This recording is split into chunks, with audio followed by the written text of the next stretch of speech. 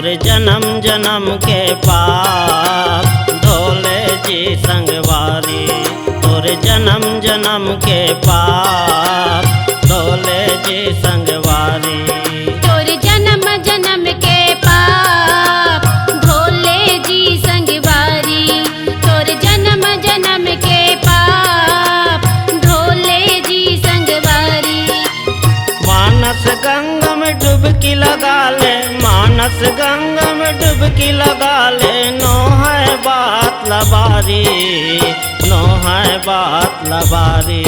तोर जन्म जन्म के पाप धोले जी संगवारी।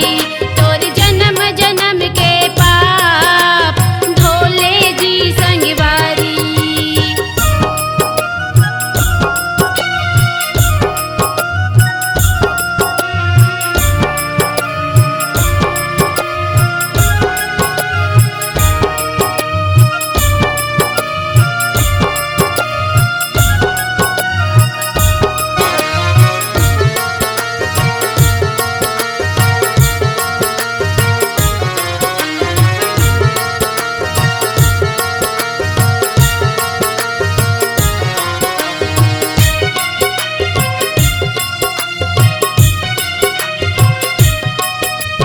राम भजन लगा के संगी मुक्ति के मार्ग बना ले।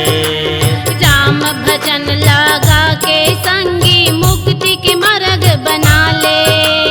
बड़ मुश्किल माँ मिले है मौका तन मन ला उजरा ले।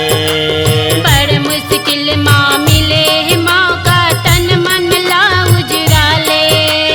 वेद पुराण गवाही हाबै, वेद पुराण गवाही हाबै। नो है बात लबारी, नो है बात लबारी। तोर जन्म जन्म के पाप धोले जी संगवारी। तोर जन्म जन्म के पाप धोले जी संगवारी।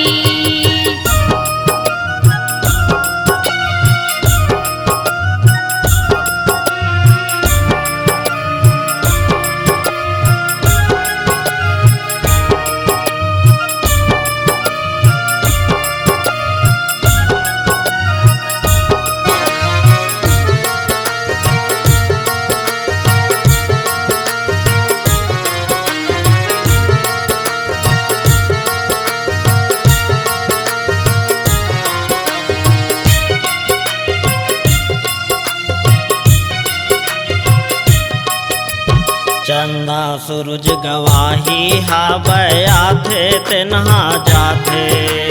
चंदा सूरज गवाही हावै आथे तेनहा जाथे।